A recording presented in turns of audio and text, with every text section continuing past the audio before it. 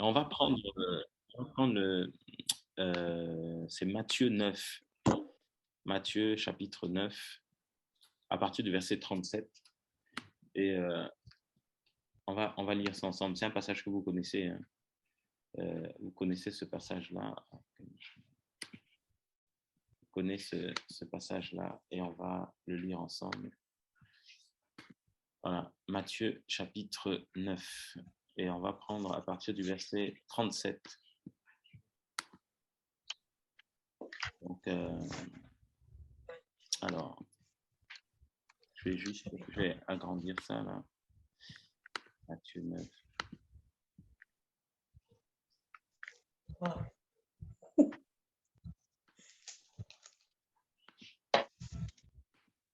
Donc, si on peut, voilà, c'est possible, couper nos micros. Puis Matthieu 9, 37, c'est à partir du verset 37. Je pense que vous connaissez le passage. Et c'est la pensée, en tout cas, que le Seigneur me donnait. Je sais pas, je me suis réveillé avec ce mot-là, ouvrier, tout simplement. J'avais ce mot-là ce matin, quand je me suis levé. Donc, on va partager sur les ouvriers du Seigneur. On va partager sur ça. Alors, dans la version, c'est la version Strong, hein, si on lit là. Puis je lis, on lit aussi dans la Bible. Alors, au verset 37, voilà ce que le Seigneur va dire. Matthieu 9, 37. Ouais. Donc, le Seigneur va dire alors, il dit à ses disciples, la moisson est grande, mais il y a peu d'ouvriers. Priez donc le maître de la moisson d'envoyer des ouvriers dans sa moisson. Voilà. Donc, je me suis réveillé avec cette pensée-là ce matin, avec ce mot, pardon. Et voilà, le mot, c'était ouvrier. Donc, ouvrier, voilà, c'était la pensée que j'avais ce matin. Et si nous allons regarder un peu la définition de ce mot-là, ouvrier, en fait, voilà ce que ça nous dit. En grec, c'est ergates, qui veut dire un travailleur. Voilà. Un ouvrier, c'est un travailleur. C'est un ouvrier, c'est un travailleur manuel, c'est un artisan. Habituellement, ceux qui travaillent en se louant en particulier. Et quand on lit ça, on comprend pourquoi dans la parabole voilà, de ce chef de maison, ce maître qui est allé louer des ouvriers et il s'était engagé à les payer un denier et, donc à la fin, il va leur payer leur salaire et les premiers qui avaient été embauchés, quand le maître va envoyer effectivement ses serviteurs pour payer les ouvriers, il va dire vous commencez par les derniers. Et quand les premiers vont voir qu'ils étaient payés un denier comme les premiers, ben, ils vont dire, ils vont commencer à se plaindre, mais le Seigneur va juste les reprendre, le maître dans cette parabole va les reprendre en leur rappelant simplement le contrat, l'engagement qu'ils avaient fait, l'alliance qu'ils avaient faite, qui s'étaient engagés sur un denier, pas plus. Et la parole va nous dire les premiers seront les derniers. Voilà. Et les derniers seront les premiers. Donc, ça nous rappelle un peu cette parabole. Celui qui fait le travailleur est un auteur. Voilà ce que veut dire ce passage. Donc, Seigneur va interpeller voilà, son peuple en disant que, voilà, priez. La moisson est grande, mais il y a peu d'ouvriers. Voilà, la moisson est grande. La moisson est grande. Alors, il dit à ses disciples, la moisson est grande, mais il y a peu de travailleurs. Et si nous allons chercher aussi la moisson, qu'est-ce que ça veut dire la moisson? La moisson, c'est terismos, qui veut dire la récolte, l'action de moissonner. Et si on va un peu plus loin, c'est le rassemblement des hommes dans le royaume de notre Seigneur, d'Élohim, se rapporte au temps de la moisson, le jugement final, quand les justes seront rassemblés dans le royaume voilà, de Dieu, d'Élohim, et les méchants jetés en enfer pour toujours. Voilà ce que c'est la moisson. Donc, il y a un grand travail. Le Seigneur, voilà, veut faire de grandes choses. Maintenant, il a besoin de nous. Il a besoin de toi et il a besoin de moi. Et si je reprends, si je cherche, je vais aller dans la Bible pour qu'on puisse aussi lire ensemble cela dans la BJC. On va aussi le lire là. Voilà ce que le passage va nous dire. Voilà, Matthieu 9, verset 37. Voilà, donc Matthieu 9, 37. On est déjà à 10, je suis trop monté, trop descendu, pardon. Alors il dit, et voyant les foules, voilà, et voyant les foules, il fut ému de compassion pour elles parce qu'elles étaient perdues et jetées à terre, comme des brebis qui n'ont pas de berger. Alors il dit à ses disciples, en effet, la moisson est grande, la récolte est grande, mais il y a peu d'ouvriers. Priez donc le maître de la moisson. Et le maître de la moisson, c'est notre Seigneur, Yahushua. En fait, c'est lui qui envoie des ouvriers dans sa moisson. C'est lui qui les envoie. Donc, ce n'est pas les ouvriers qui s'envoient eux-mêmes, les ouvriers qui choisissent voilà, de s'envoyer eux-mêmes, mais il y a un maître qui les envoie. Et ça, c'est voilà le message. Voilà la pensée que le Seigneur partageait à ses disciples. C'est la pensée que le Seigneur nous donne. Et en fait, je cherchais donc ouvrier. Un ouvrier, comme on a lu tout à l'heure, c'est un travailleur. Voilà, un ouvrier, c'est un travailleur. Un ouvrier, c'est quelqu'un qui travaille. Alors, quand je lisais cela, le Seigneur m'a aussi envoyé dans Proverbe, je crois que c'est Proverbe 6, hein. On connaît ça, hein, l'histoire de la fourmi, non? Voilà. Matthieu 6, Proverbe 6, pardon, verset 6. Va, paresseux, vers la fourmi, regarde ses voies et deviens sage. Elle n'a ni chef, ni commissionnaire, ni gouverneur. Elle prépare en été son pain. Elle amasse pendant la moisson sa nourriture. Paresseux, jusqu'à quand resteras-tu couché? Quand te lèveras-tu de ton sommeil? Un peu de sommeil, un peu d'assoupissement, un peu croiser les mains en se couchant. Et ta pauvreté viendra comme un voyageur, et ta disette comme l'homme au bouclier. Voilà. Donc, en fait, je relisais cela quand je cherchais voilà, ce que voulait dire le mot ouvrier et que la parole nous dit que c'est un travailleur. En fait, le Seigneur me mettait cette pensée-là sur la fourmi.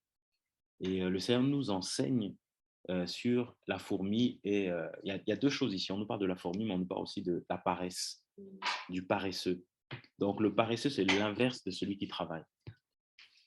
Et quand vous allez dans la Torah, dans Exode, Exode, à partir d'Exode, vous allez voir que pour que le tabernacle soit dressé, la vision que Moïse avait reçue, quand le Seigneur lui a dit de bâtir un tabernacle, pour que ce tabernacle soit bâti, pour que le bois soit taillé, pour que le tissu soit cousu, en tout cas pour que les voiles soient faits, ainsi de suite, les ustensiles d'or, d'argent, d'airain, toutes ces choses-là.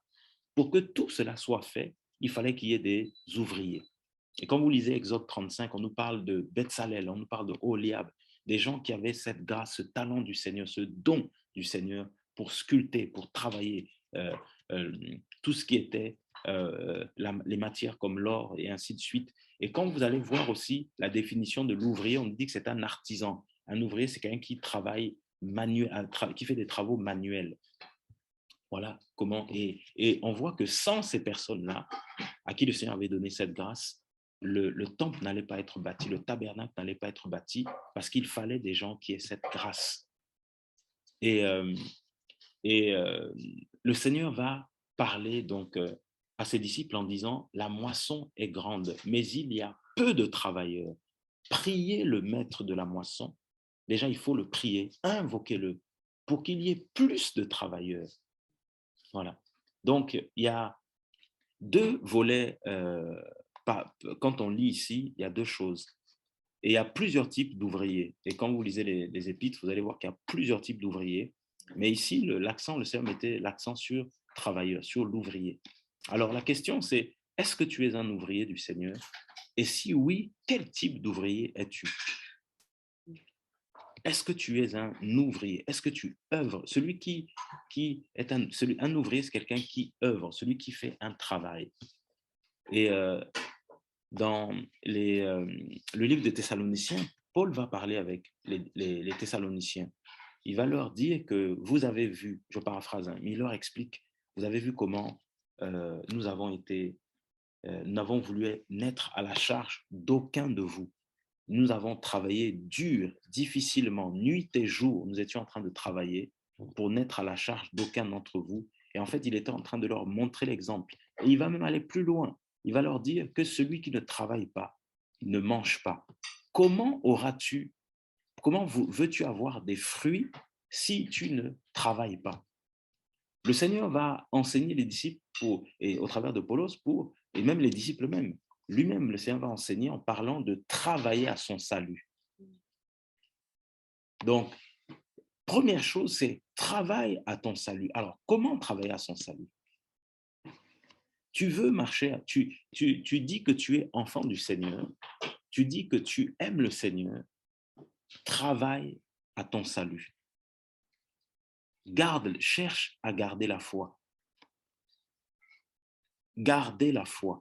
Donc, sois déjà quelqu'un qui marche avec le Seigneur à 100%, pas à 99%, pas à 30%, pas à 90%.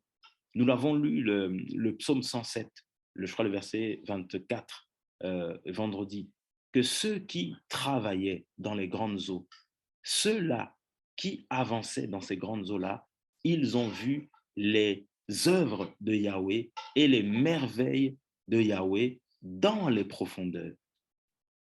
Ils n'étaient pas à la surface, ceux qui travaillaient. Et là, on parle encore du travail. Ils travaillaient dans les grandes eaux. Donc, ce sont des ouvriers qui étaient à l'œuvre, qui ne croisaient pas les bras, comme c'est écrit là, un peu croiser les mains en se couchant, un peu croiser les mains, et la pauvreté viendra comme un voyageur.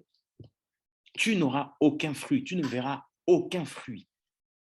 Il faut, et le Seigneur va dire, ces personnes-là travaillaient dans les grandes eaux, et comme ils travaillaient dans les grandes eaux, eh bien, ils ont vu où les œuvres de Yahweh, les merveilles du Seigneur, parce qu'il y avait un travail dans les coulisses.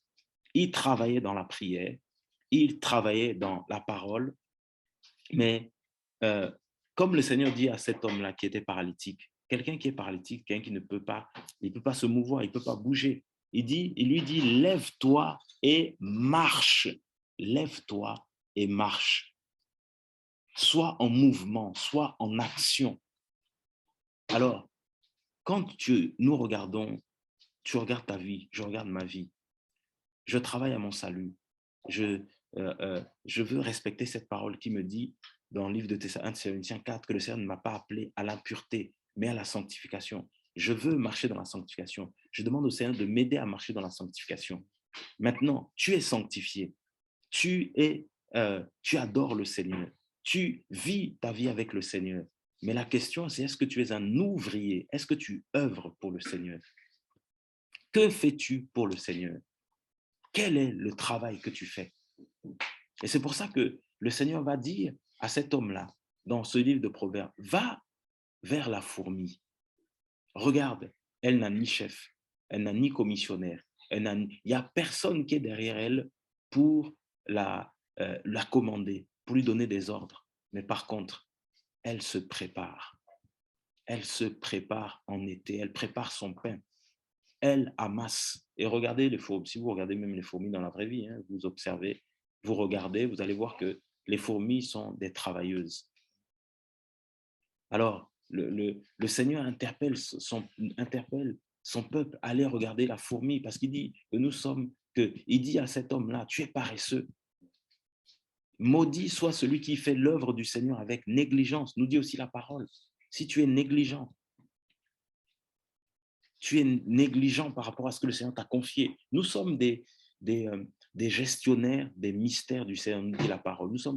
Nous gérons les mystères du Seigneur. Le même Paul va dire que le Seigneur éprouve, voilà, il éprouve un homme à qui il confie la prédication. Je crois que c'est dans Thessaloniciens aussi. Ils vont déclarer cela. Nous avons été éprouvés par le Seigneur. Éprouvés. Donc le Seigneur regarde ta vie, il regarde ma vie et il cherche des ouvriers, il cherche des travailleurs, des hommes et des femmes qui vont se lever pour le servir, se lever pour œuvrer pour lui, se lever pour marcher pour lui. Mais ce qui est important de saisir, comme nous l'avons lu, priez le maître de la moisson qu'il envoie. C'est lui qui envoie les ouvriers. C'est le Seigneur qui envoie. Et voilà, on ne se lève pas de soi-même pour commencer quelque chose, pour faire quelque chose, mais c'est le Seigneur qui envoie. C'est-à-dire qu'il te parle personnellement, il te dit clairement ce que tu dois faire et ensuite, il te donne les moyens de faire cela. Il te donne l'onction, il te donne le manteau, il te donne les dons pour faire cela, la grâce pour faire cela. Et tu ne forces rien du tout. Amen. Il n'y a rien à forcer. Et c'est comme nous partageons aussi par rapport au psaume 107. On va même le lire, on va même relire ça, psaume 107. On va le relire parce que c'est vraiment la simplicité du Seigneur. Le psaume 107, et je crois que c'est le verset 24. Voilà.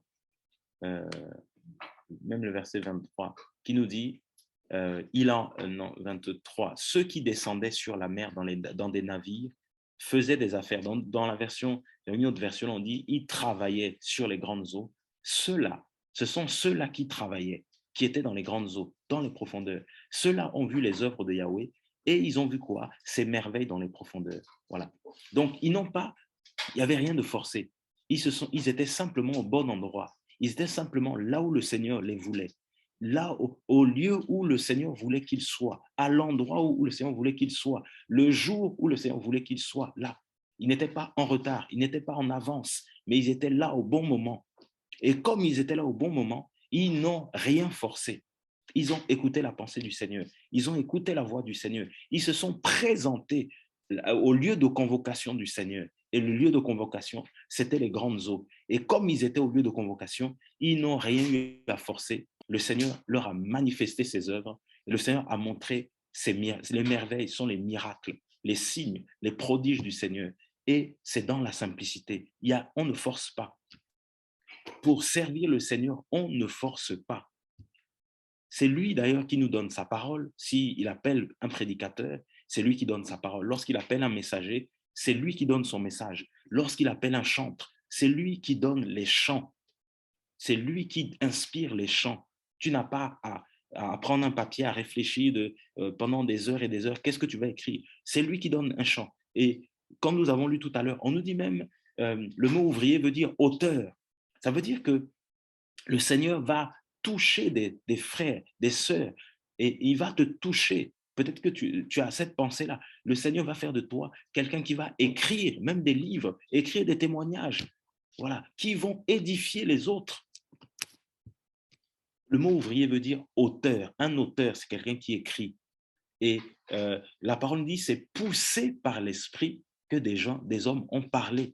Et la parole nous dit que toute écriture est inspirée, voilà, d'Élohim, inspirée du Seigneur. C'est-à-dire qu'il inspire des chants, il inspire des livres, il inspire, voilà, quand on voit des frères et des sœurs, voilà, qui commencent à faire, voilà, des bandes dessinées pour les enfants, qui font des dessins animés pour les enfants, qui parlent du Seigneur, à qui le Seigneur va inspirer comme ça de monter des projets pour aller nourrir des veuves, des orphelins, pour aller soutenir des frères, pour aller aider des frères et des sœurs qui ont des difficultés au niveau des études, au niveau de tel domaine, tout ça, des frères et des sœurs qui sont inspirés pour aller aider d'autres même manuellement sur des domaines comme la couture, on avait partagé ça, voilà, faire des serviettes hygiéniques pour les femmes en difficulté, pour apporter à manger, faire à manger, distribuer comme ça. C'est lui qui inspire cela.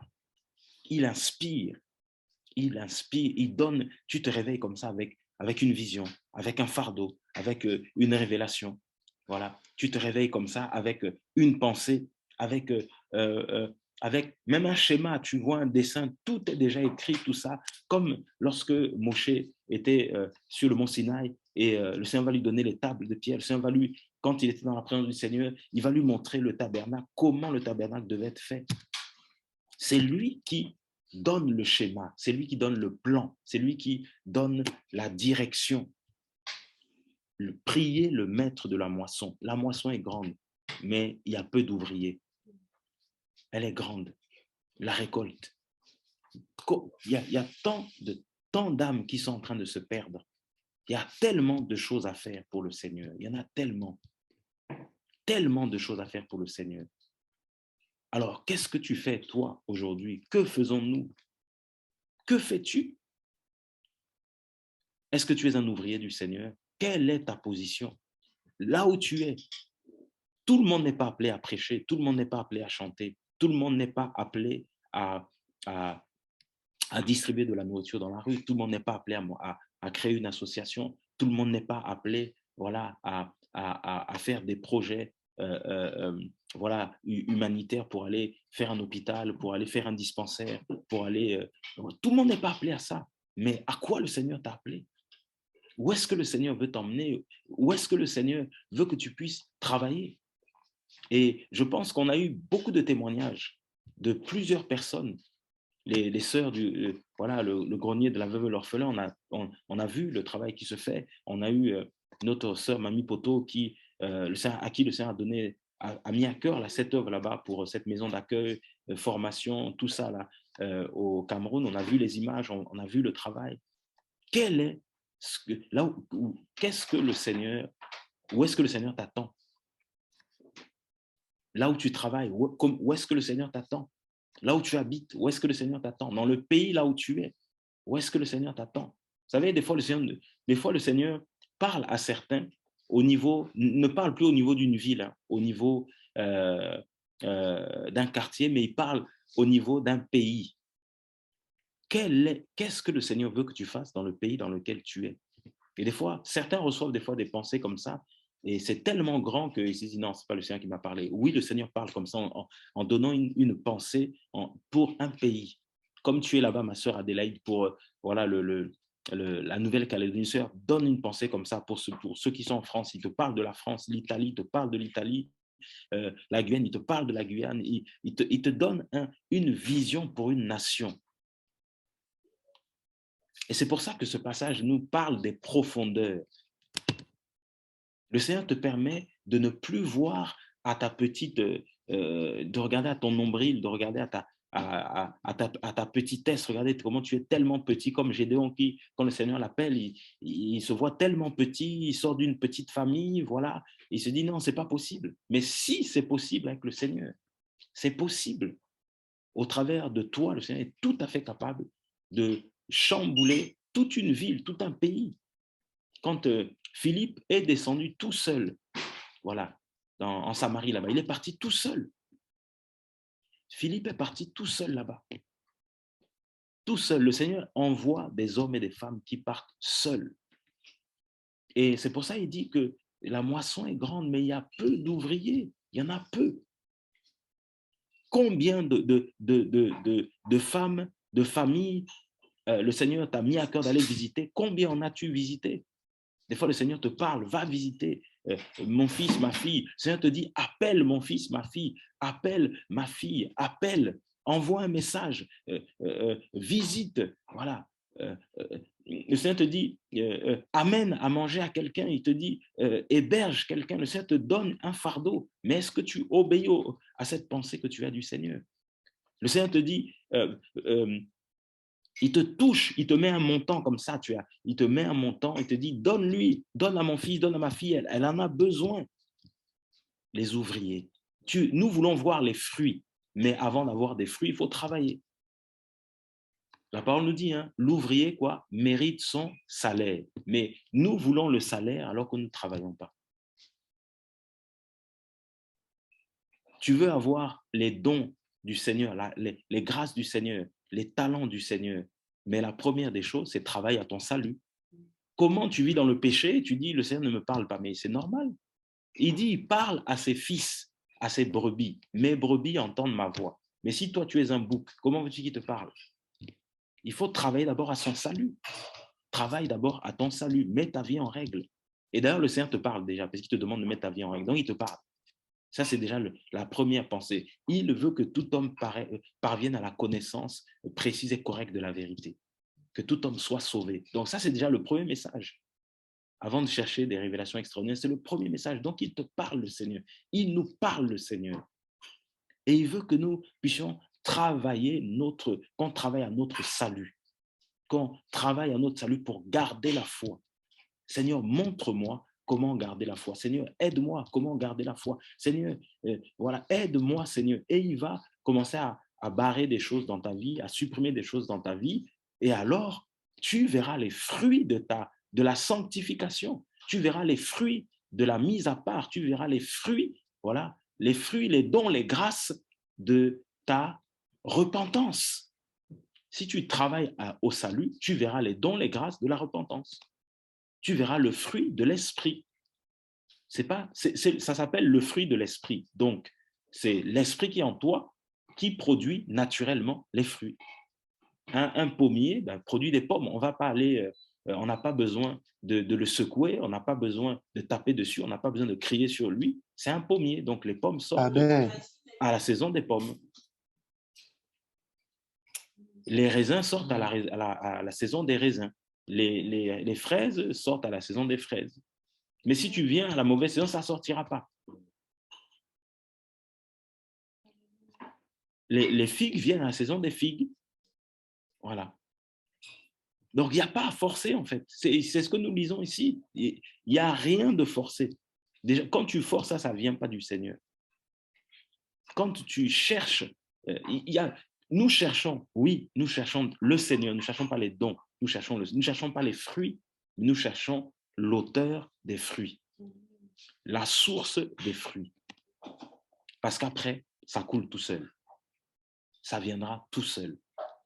Et c'est pour ça qu'il dira, la moisson est grande, mais il y a peu d'ouvriers, la récolte est grande. C'est-à-dire que quand il dit ça, ça veut dire que, en fait, tout est déjà prêt.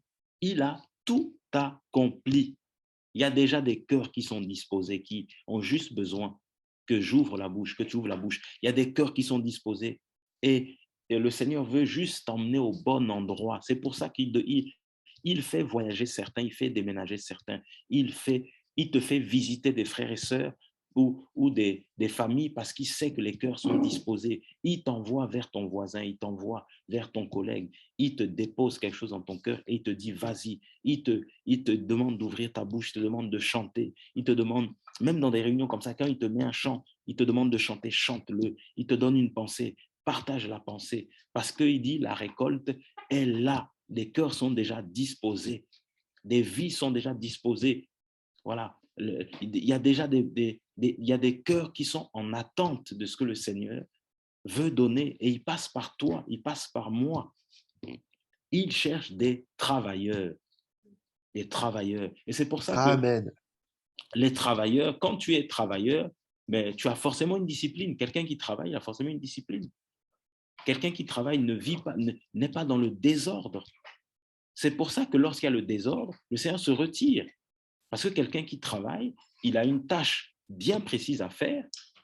Un ouvrier sait ce qu'il doit faire parce que le maître lui donne les directives. Et c'est pour ça que quand nous voyons des frères et des sœurs qui amènent le désordre, eh bien, le Seigneur ne travaille pas dans le... Il n'est pas un L de désordre, un Seigneur de désordre, ou dans d'autres versions, un Dieu de désordre. Il n'est pas un Seigneur de désordre. Là où il y a le désordre, le Seigneur n'est pas là. C'est pour ça qu'il parle de la discipline. Un travailleur, c'est quelqu'un qui a une discipline. Regarde, toi qui travailles dans le civil, et même si tu œuvres dans une association, voilà, en tant que bénévole, mais il y a des heures où ça commence, il y a des heures où ça s'arrête.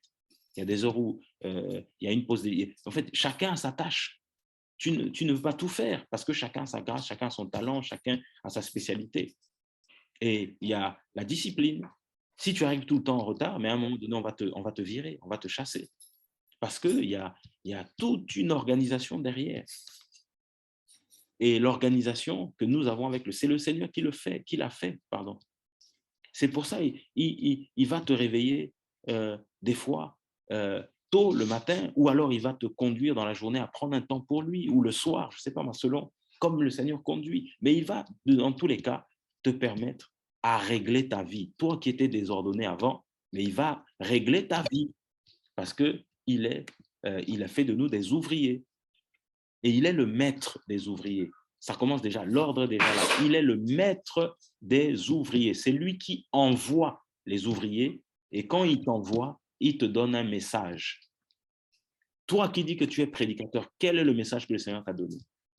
Et si c'est copier-coller les messages des autres, ça ne vient pas du Seigneur. Si c'est copier, aller chercher des messages que les autres ont prêchés, tu tapes, je sais pas, tu as à cœur de partager le pardon, tu tapes le pardon sur Google et puis tu commences à reprendre tous les messages sur le pardon. Ce n'est pas le Seigneur qui t'envoie. Oui, l'amour, tu commences à chercher l'amour, voilà. C'est des choses qu'on a faites avant, mais parce que ça ne venait pas du Seigneur. Tu sais que le Seigneur t'a donné quelque chose, mais tu fléchis les genoux. Tu pries le Seigneur et il va te donner sa pensée, il va te donner la direction. Et d'ailleurs, quand ça arrivait de faire ça, tu sentais que ce n'est pas bon, tu sens qu'il n'y a rien, c'est vide, parce que c'est juste la lettre, ça ne vient pas du Seigneur. Mais quand tu fléchis tes genoux, des fois, tu ne vas même pas passer des heures, tu fléchis juste les genoux. Le Seigneur, tu dors simplement, tu pries, tu dors. Il te dit, prie simplement. Tu vas méditer après. Tu prends la parole, tu tournes, tout ça. Il n'y a rien. Il te dit, prie simplement. Et quand tu vas ouvrir, tu vas même dormir, je vais t'enseigner, je vais te donner même tous les passages. Et tu te réveilles, tu as tout reçu comme ça. Là. Et après, il te dit, ben, tiens, tu cherches ça, ça, ça. Et il commence à t'éclairer. Parce que tu es son messager, tu es sa messagère. Ce n'est pas aller chercher, voilà, prendre des livres et puis se mettre à étudier. Non, non, non, c'est pas ça. C'est que, en fait, comme il te pousse à méditer tous les jours, il te pousse à lire tous les jours la parole, le Seigneur ne va faire que puiser dans le dépôt que tu as et ensuite il va amener sa révélation, il va amener le découvrement, il va amener l'éclairage. Et il va commencer maintenant à te donner des choses comme ça va couler. Comme on a lu là, ça vient, c'est pas forcé, comme disent les Ivoiriens, c'est pas forcé, c'est comme ça. C'est comme un robinet qu'on a ouvert et ça coule simplement. Et c'est comme ça dans tous les domaines là où le Seigneur appelle les gens. Partout. Si on prend Exode 35, pour parler un peu des ouvriers manuels là, dont parlait Moshe, les offrandes pour le tabernacle. Je crois que c'est à partir du verset 5, je crois. Oui, c'est ça. Le Seigneur va, Exode 35. Moshe réunit toute l'assemblée des fils d'Israël et leur dit, voici les paroles que Yahweh ordonne d'observer. Pendant 6 jours de travail, pendant 6 jours, le travail se fera. On parle du travail ici. Hein. Vous voyez, pour construire le tabernacle, il fallait qu'il y ait des hommes et des femmes qui se lèvent. Pour que l'œuvre avance, il faut qu'il y ait des hommes et des femmes qui se lèvent. Je pense que ça répond à ta question. Il y a une soeur qui a posé une question tout à l'heure. Que des hommes et des femmes se lèvent, puissent travailler. Quand tu reçois des frères et des sœurs chez toi, tu es en train de travailler parce qu'ils sont bénis. Donc, tu les bénis, tu travailles. Quand tu rends aussi visite à des frères et des sœurs pour te réunir avec eux, partager un temps de communion fraternelle, tu es aussi en train de travailler et vous êtes bénis. C'est pour ça que quand les frères et les sœurs partent ensemble, partent de chez toi, ils partent dans la paix, ils partent dans la joie. Et toi-même qui as reçu aussi, tu es dans la paix, tu es dans la joie, parce qu'il y a un travail, il y a une œuvre de Yahweh qui se fait. Lorsque toi qui es véhiculé, voilà, tu pensais que la voiture que le Seigneur t'a donnée, c'est juste pour aller au travail, pour aller faire tes courses. Mais le Seigneur dit aussi que c'est un moyen pour bénir des frères, bénir des sœurs, parce qu'il va aussi te permettre d'aider quelqu'un à déménager. Quand tu aides un frère comme ça à déménager, mais tu le bénis. Quand vous sortez d'un programme où vous venez dans un programme, tu amènes quelqu'un, transportes quelqu'un, mais tu es béni, tu travailles, tu bénis le frère, bénis la sœur. Quand tu travailles aussi dans les civils, le Seigneur te donne un salaire, ainsi de suite. Mais c'est aussi pour que tu puisses bénir un frère, bénir une sœur, soutenir un frère, soutenir une sœur. Une sœur disait, qui était étudiante, disait, j'ai une bourse, mais avec la bourse que j'ai, à chaque fois, le Seigneur me dit de mettre quelque chose à part, parce qu'on ne sait jamais, un frère ou une sœur peut manquer de quelque chose. Une jeune sœur qui parlait comme ça. Elle avait cette conviction, elle disait, j'ai une bourse, et ses parents la soutenaient aussi, Mais elle disait, avec la bourse que j'ai, ben, le Seigneur, à chaque fois, il me met à cœur, tous les mois, qu'il faut que je garde toujours quelque chose. On ne sait jamais. Il y a un frère ou une sœur qui peut être, quelqu'un peut être dans le besoin, et ça peut aussi aider. Ça peut aussi aider. Et donc, ici, Moshe va dire, pendant 6 jours, le travail se fera. Mais le 7e jour sera saint pour vous. Voilà, on va continuer. Moshe parla à toute l'assemblée. Voici la parole que Yahweh a ordonnée en disant, prenez de ce que vous avez une offrande pour Yahweh. Toute personne, le verset 4, toute personne dont le cœur est bien disposé, verset 5, apportera cette offrande pour Yahweh, de l'or, de l'argent, du cuivre, des étoffes teintes en violet, en pourpre rouge, en écarlate de corchenille, du fin lin, du poil de chèvre, des peaux de bélier teintes en rouge, etc. Et ensuite, on va chercher ces hommes-là, Betsalel et Oliab, on va aller les chercher. Voilà, verset 30. Alors Moshe dit aux fils d'Israël, voyez, Yahweh a appelé par son nom Betsalel, fils d'Uri, fils de Our, fils de la tribu de Yehuda, et il l'a rempli de l'esprit d'Élohim, de sagesse, d'intelligence, de connaissance, pour toutes sortes d'ouvrages. Voilà, afin de concevoir des inventions pour travailler l'or, l'argent et le cuivre, pour tailler les pierres, à enchâsser, pour tailler le bois, afin de faire toutes sortes d'ouvrages d'ingénieurs. Et il lui a aussi mis, il lui a mis aussi au cœur, tant à lui qu'à Oholiab, ils étaient deux encore, un deuxième là, fils d'Ahisamak, de la tribu de Dan, de l'enseigner. Voilà. Et il a rempli leur cœur de sagesse pour faire toutes sortes de travaux de gravure d'artisanat, pour broder et tisser les étoffes teintes en violet, en pourpre rouge, en écarlate de cochenille et le fin lin, pour faire toutes sortes de travaux et pour inventer toutes sortes d'inventions. Et si on continue, Betsalel, Oholiab et tous les hommes au cœur sage auxquels Yahweh avait donné de la sagesse et de l'intelligence pour savoir faire tout l'ouvrage du service du lieu saint, firent, regardez, selon toutes choses que Yahweh avait ordonnées. Voilà. Donc, ça veut dire qu'ils n'étaient pas seuls, il y en avait plusieurs. Et ils étaient plusieurs. Voilà. Mais on a cité, ce qui est magnifique, c'est qu'on a cité ces deux noms-là, mais il y en avait d'autres. Mais en fait, le Seigneur montre ici que, voilà, il donne cette sagesse-là, il donne cette intelligence-là à certains de travailler dans ce sens-là, travailler manuellement. Donc, quand si toi qui as cette grâce-là de travailler manuellement, je ne sais pas quel est le métier que le Seigneur t'a donné, mais le Seigneur peut aussi te conduire à aller aider des frères et des sœurs par rapport à un travail, par rapport à une œuvre, par rapport à soutenir aussi. Toi qui sais faire la peinture, mais peut-être que le Seigneur peut aussi te conduire à aller aider un frère, une sœur qui a besoin de faire la peinture. Toi qui sais faire, je ne sais pas moi, je ne sais pas quel, peu importe la cuisine, mais le Seigneur peut aussi te conduire à aller aider un frère, une sœur, pour lui montrer aussi comment on fait la cuisine. Et puis derrière, le Seigneur, il sait quand il a donné un talent à quelqu'un, il sait c'est pourquoi. Quand il a donné une grâce à quelqu'un, le Seigneur sait pourquoi. C'est pour ça que vous allez voir qu'il y a certains, mais lorsqu'ils savent qu'il y a des frères et des sœurs qui arrivent, ou même dans leur famille, ils savent qu'il y a des membres de leur famille qui arrivent, ils ont tout de suite l'envie d'aller, il y a l'hospitalité, il y a la libéralité, et ils vont acheter des choses et ils commencent à cuisiner. C'est comme un fardeau comme ça, là. Vous venez chez eux, vous discutez, même avant que tu partes, la personne dit, attendez, avant que vous partiez, on va manger. Il y a des gens comme ça, là. C'est comme si le Seigneur leur a donné ces choses-là, la libéralité, l'hospitalité. Et quand vous sortez de là, vous êtes dans la paix. Vous êtes bénis. Certains, vous arrivez chez eux, mais où vous leur rendez visite, il y a toujours quelque chose. Même un verre à boire, même quelque chose. Et vous êtes encouragés, vous êtes fortifiés. Parce que le Seigneur agit, le Seigneur fait. Le Seigneur se glorifie, le Seigneur opère. Et ici, on nous parle des hommes qui travaillaient manuellement. Ils travaillaient manuellement. Et le Seigneur s'est glorifié au travers de ces hommes-là. Et il a donné une pensée par rapport au tabernacle, mais il a mis aussi des hommes qui avaient les grâces, les talents pour travailler manuellement.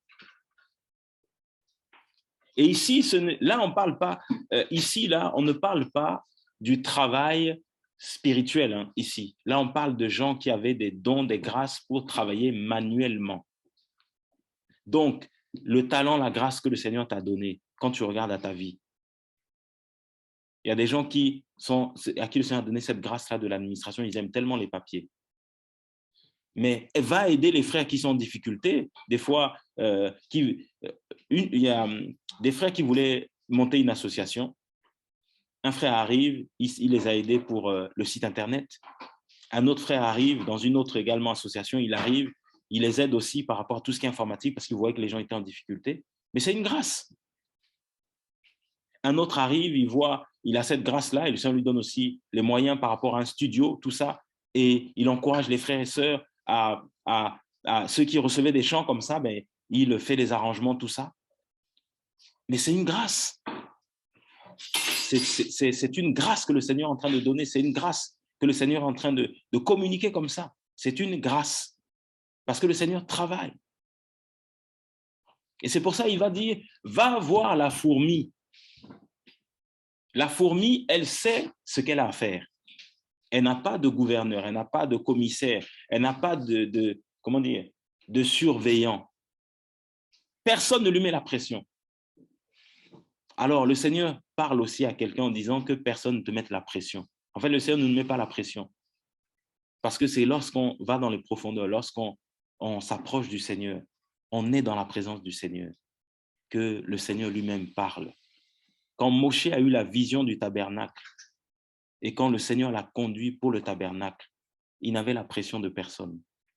Regardez, à chaque fois, si vous lisez la mission de Moshe, quand vous lisez Exode et ainsi de suite, Nombre de Torah, tout ça, à chaque fois que le peuple d'Israël voulait lui mettre la pression, regardez ce qu'il a fait.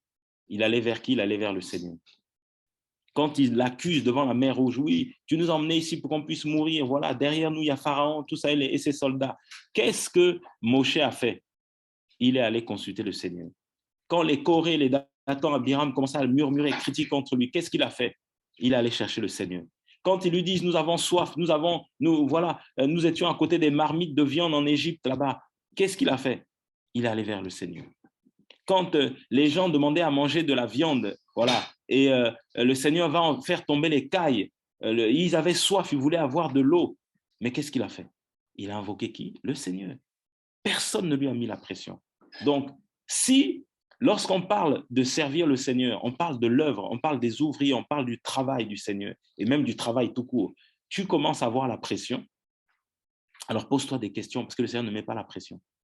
Il ne met la pression à personne.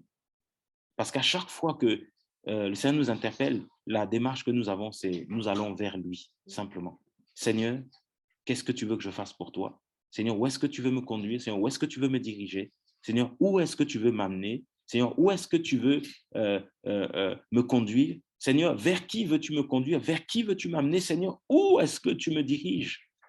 C'est comme ça que les disciples fonctionnaient. Et c'est comme ça que Moshe va fonctionner. Et c'est pour ça qu'il va dire, quand il appelle le peuple d'Israël, il va les appeler. Mais il va dire que tous ceux qui ont le cœur comment? Disposé. Si tu n'as pas le cœur disposé, n'emmène rien. On ne veut pas te voir. Parce que le Seigneur travaille seulement avec des gens qui ont le cœur disposé. Si tu murmures au fond de toi, tu es tout le temps en train de bouder, en tout le temps, voilà, le Seigneur ne te parlera pas. Il parle de personnes qui ont le cœur disposé. Et c'est pour ça que tous ceux qui ont le cœur disposé, regardez quand vous lisez là, il n'y avait pas de jalousie. On n'a cité que deux noms, hein. Deux noms, Betsalel et Oliab. Les autres là, ce sont des anonymes. Et tous les hommes au cœur sage. Là, il n'y a pas de jalousie. Mais parce que le Seigneur, lorsqu'il est capable de mettre à part quelqu'un, et quand nous voyons cela, si mon frère est béni ou ma soeur est bénie, je suis béni. Et c'est comme ça qu'eux, ils voyaient. Ils avaient compris que le Seigneur avait mis une grâce plus excellente dans la vie de Betsalel et Oliab. Même Moshe qui était prophète, Moïse qui était prophète, mais il n'avait pas la grâce de travailler l'or, travailler tout ça. Il n'avait pas cette grâce-là. Donc lui aussi, il ne pouvait pas être jaloux. Parce que lui aussi, il avait sa place. Et les autres avaient leur place aussi. Amen. Chacun avait sa place. Chacun avait sa place. Et c'est là où le Seigneur demande aussi que chacun soit à sa place. Mais simplement, là où le Seigneur veut que chacun puisse travailler, ce que le Seigneur veut, pardon, c'est que chacun puisse travailler. La moisson est grande. Il y a tellement de récoltes, il y a tellement de choses à faire. Tellement de choses à faire. Lorsque tu encourages quelqu'un, tu travailles. Lorsque tu exhortes quelqu'un, tu travailles. Lorsque tu partages un songe que le Seigneur t'a donné à un frère, à une sœur, mais tu es en train de travailler, tu œuvres pour le Seigneur. Quand tu partages quelque chose que le Seigneur t'a donné, mais tu es en train d'œuvrer parce que le frère ou la sœur qui reçoit cela, mais il est encouragé et il va rentrer dans ce à quoi le Seigneur l'a appelé parce que tu viens lui confirmer ce que le Seigneur lui a déjà donné. Amen. Et quand tu vois le frère et la sœur travailler dans ce que le Seigneur lui a donné et que le Seigneur, voilà, que le Seigneur agit, mais tu es dans la joie, tu dis merci Seigneur, que ton nom soit béni. Quand tu es en train de reprendre un frère ou une sœur que tu as vu tomber dans le péché, mais qui aime le Seigneur te dit, va lui parler, mais tu es en train de travailler. Mais lorsque tu gardes ce que le Seigneur t'a donné, le Seigneur dit, tu es paresseux. Et quand il parle de la pauvreté qui va te surprendre, c'est que le Seigneur va simplement enlever. La pauvreté, c'est quand tu n'as rien. Le Seigneur va juste enlever et il va donner à quelqu'un d'autre. Et tu vas te retrouver sans don, sans grâce. Parce que le Seigneur sait que son fils, sa fille a besoin de ça. C'est pour ça qu'il y a des gens qui disent, non, moi je n'ai plus de songe, je n'ai plus de vision. Mais c'est normal. Pose-toi la question, est-ce que lorsque le Seigneur te donnait des songes, des visions, est-ce que tu travaillais pour le Seigneur? Mais comme tu ne travaillais pas, mais le Seigneur arrête parce qu'il sait que tu prends ce que le Seigneur te donne et tu enterres ce que le Seigneur te donne. À celui qui n'a pas, on enlèvera même ce qu'il n'a pas. Celui qui a là, on va lui enlever même ce qu'il n'a pas. La parabole des talents. Il enlève. Et il parle de la pauvreté parce qu'il n'y a plus de songe, il n'y a plus de vision. Et vraiment, notre prière, c'est que le Seigneur t'ouvre encore l'esprit, t'ouvre voilà, les yeux de l'esprit, que le Seigneur puisse te remplir encore, qu'il te remplisse encore. Ouvrier avec le Seigneur. Alors, est-ce que nous sommes des ouvriers du Seigneur? Est-ce que tu es un ouvrier? Amen. Est-ce que mon frère, tu peux nous prendre Esdras, chapitre 1? Attends, je continue, frère. Je continue juste. Pardon. Voilà. Nous sommes des ouvriers. Et il y a un autre passage là. Quel type d'ouvrier sommes-nous? Quel type d'ouvrier parce que c'est bien d'être un ouvrier, hein, mais quel type d'ouvrier tu es? Et on va prendre ici, là, dans le livre de 2 Corinthiens, chapitre 1er, des choses à ne pas faire. Hein. C'est verset 11, pardon, 2 Corinthiens 11. Voilà ce que le Seigneur dira. C'est Paul qui parle aux Corinthiens. Il va dire, au verset 13, il va leur dire ceci. Il va dire, mais ce que je fais, je le ferai encore. Non, car de tels hommes sont de faux apôtres. 2 Corinthiens 11, verset 13, pardon. 2 Corinthiens 11, 13. Car de tels hommes sont de faux apôtres, des ouvriers trompeurs qui se transforment en apôtres du Mashiach. Évite d'être un ouvrier trompeur. Voilà. Évite. Parce qu'il y a ouvrier. Hein. Ici, on nous parle des ouvriers trompeurs.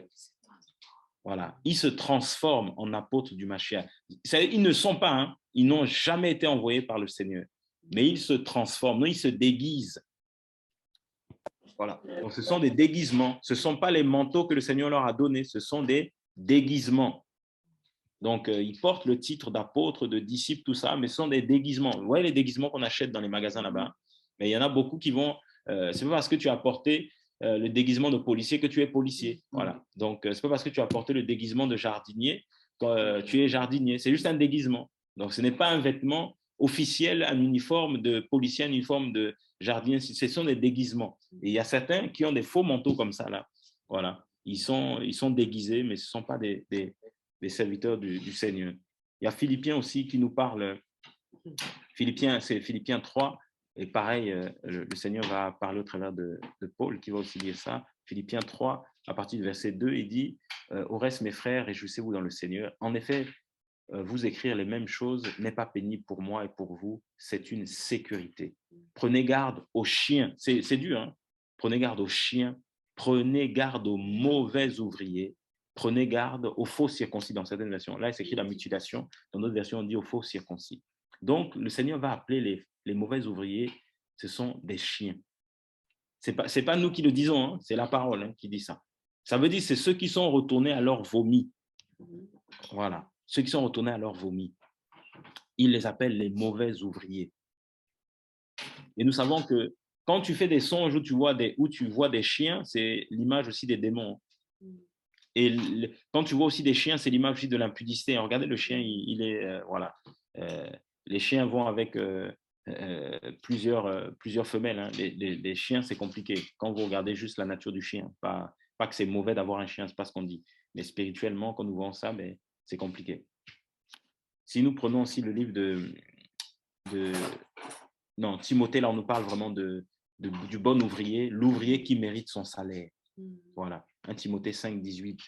On nous parle de l'ouvrier qui mérite son salaire. Voilà, 1 Timothée 5, le verset 18. Car l'Écriture dit, tu ne muselleras pas le bœuf qui foule le grain et l'ouvrier est digne de son salaire.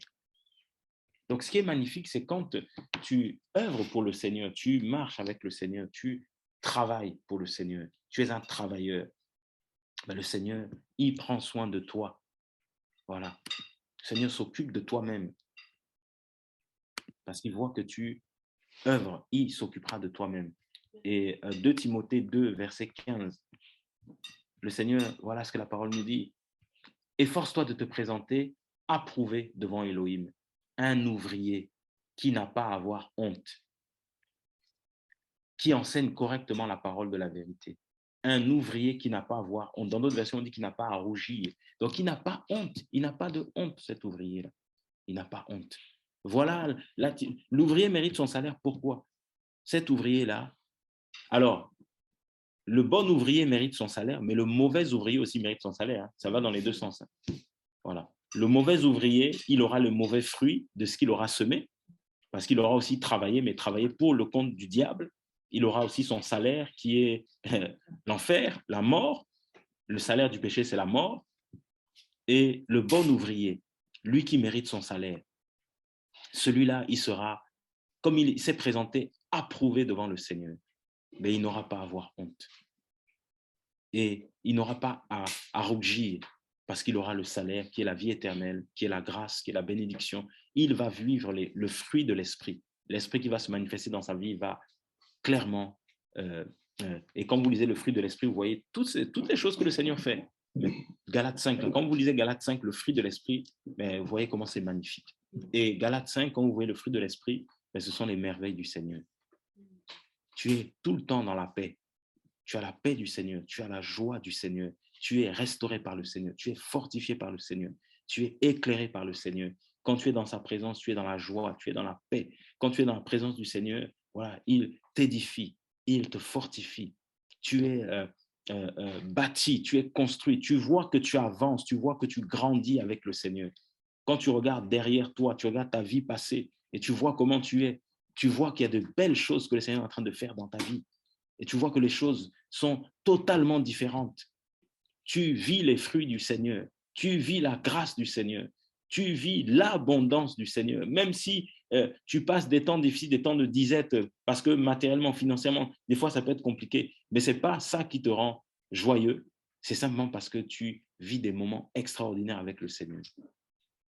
Tu n'es pas fâché. Il y a des gens, tu es tout le temps fâché, tout le temps en colère, tout le temps, tu as tout le temps des problèmes, tout le temps le cœur aigri, tout le temps, ça ne va pas, à chaque fois, ça ne va pas. Comment tu dis que tu as le Seigneur? À chaque fois, ça ne va pas. Il y a un problème aussi. Un ouvrier du Seigneur, le travail n'est pas facile, c'est vrai, parce que quand vous regardez les ouvriers, ce qu'ils font là, ce n'est pas facile. Et nous savons que l'œuvre aussi du Seigneur n'est pas facile. Il y a tellement de combats, tellement de choses pas faciles, mais il y a tellement de victoires parce que c'est lui qui combat, c'est lui qui... D'ailleurs, il dit la récolte est là, donc elle est déjà faite. Nous, on ne fait que rentrer dans le travail du Seigneur. Et il dit, efforce-toi de te présenter approuvé devant Elohim, un ouvrier qui n'a pas à avoir honte, voilà, qui n'a pas à rougir. Donc, comme il est droit, l'ouvrier du Seigneur, mais il n'a honte de rien. Il ne fait pas les choses d'ailleurs en cachette, il fait les choses à la lumière. C'est pour ça qu'il n'a pas honte. quand cet ouvrier-là est blessé par rapport à quelque chose et touché par rapport à quelque chose, mais comme il voit avec les frères, avec les sœurs, il voit avec le Seigneur, mais il n'a pas honte d'en parler, il n'a pas honte de témoigner, il n'a pas honte, voilà, parce qu'il est libre. Et il n'a pas honte parce qu'il n'a pas la pression.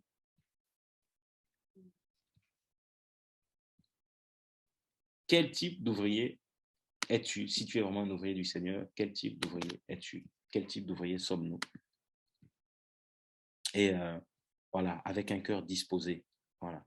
Donc, as-tu un cœur, et avons-nous un cœur disposé dans tout ce que nous faisons pour le Seigneur? Si tu commences à faire les choses du Seigneur euh, d'un mauvais cœur, il faut arrêter. Il faut vraiment arrêter. Si tu commences à recevoir les gens chez toi, tu es en train de murmurer, il ne faut même pas le faire. Tu vas quelque part dans un programme, tu murmures, tu n'es pas bien, il faut rester chez toi. Tu transportes des gens dans ta voiture, tu es en train de murmurer, faut même, tout ce que tu fais là, comme on l'a lu dans Exode 6, n'est pas de bon cœur, ne fais pas. Ça sert à rien. Tu perds ton temps et tu as déjà même eu ta récompense, parce que le Seigneur n'est pas dedans. Amen. Amen.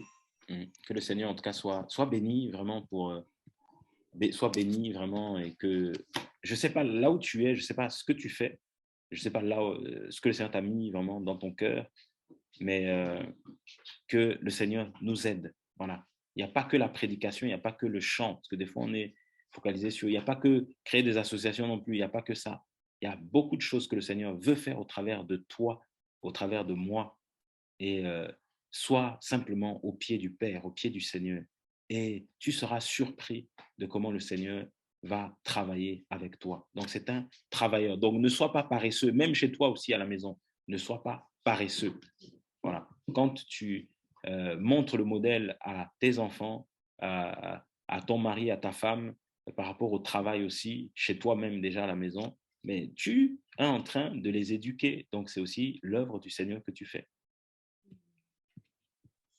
Donc, que celui qui ne travaille pas ne mange pas. Donc, levons-nous, nous aussi, voilà, qui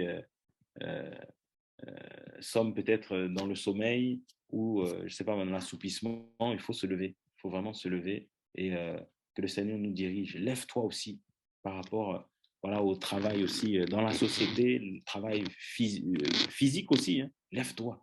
Prie le Seigneur. Demande au Seigneur de t'aider, de t'orienter. Voilà, lève-toi, va travailler aussi. Que le nom du Seigneur soit béni. Que le nom du Seigneur soit élevé. Voilà. C'est bien de rester chez soi, mais c'est bien aussi de se lever aussi. Il faut bouger, que le Seigneur vraiment nous aide.